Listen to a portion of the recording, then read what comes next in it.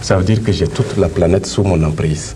Depuis plus de 30 ans, Mamadou Dango explore les pyramides d'Égypte, décode ses mystères et ses messages au monde.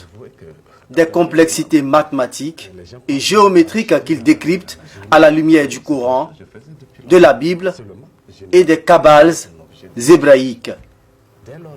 De ces investigations, il en tire un plan cosmique dans lequel il projette le destin du monde.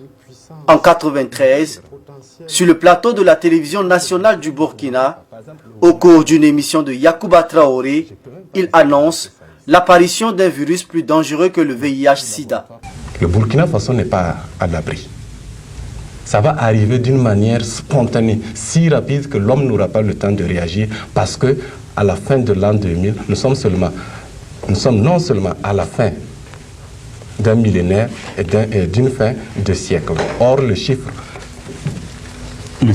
7 est un cycle qui se répète.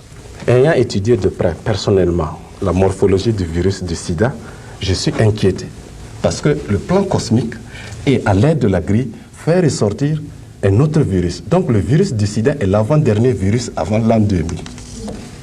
Il y a donc un autre virus.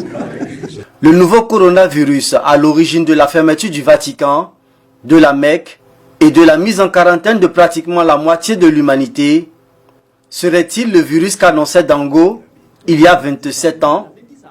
La question est troublante pour le journaliste qui s'est entretenu avec le passionné des pyramides. Qui souhaitait passer à la télé parce qu'il a des révélations à faire pour les décennies à venir.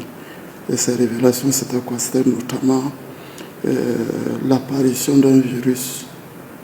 Un virus, dans les années 90, on était en pleine période de sida.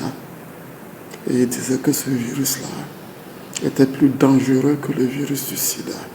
Et que ce ne sont pas, en fait, c'est pas de la prophétie. Ce sont des résultats de recherche qu'il a obtenus à partir de l'étude d'un plan cosmique. C'est pour moi-même, je suis troublé. Je me demande si ce n'est pas un illuminé, c'est un chercheur. L'initiative de recevoir l'égyptologue dans son émission à l'époque crée la polémique et Yacouba Traoré est accusé par des chercheurs burkinabés d'avoir semé la panique. Certains chercheurs au niveau du CNRST qui étaient foncièrement contre les affirmations de Dango m'ont dit vertement que j'ai paniqué la population de Ouaga, du Burkina, tous ceux qui recevaient en tout cas la RTV à l'époque. Il y en a qui n'ont pas été du tout tendres. Dango, c'est un fou, c'est un illuminé.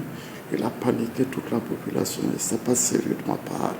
27 ans après, Mamadou Dango nous confirme qu'il s'agissait bel et bien du virus dont il parlait en 1993 sur la télévision nationale du Burkina. Je reconnais effectivement avoir, lors de cette émission scientifique, parlé d'un virus. Mais je ne pouvais pas nommer le virus. Parce que c'est à travers mes travaux que j'ai pu déterminer un cycle périodique qui survenait par suite de l'expansion physique de l'univers. Et cette expansion physique de l'univers a un impact sur les êtres vivants. Honnêtement, je ne pouvais pas nommer le virus parce qu'en d'autres temps et en d'autres circonstances, j'aurais pu être guillotiné. Puisqu'on ne va pas me croire, de toute façon, depuis 1993, on ne m'a pas cru. J'aurais pu être taxé de fou. C'est cyclique, il y en aura toujours. C'est en ces termes que nous annonce le scientifique l'apparition d'un prochain virus dans 11 ans. C'est cyclique. Il y en aura toujours. Il y en aura. Après celui-ci, le chiffre qui suit est de 38.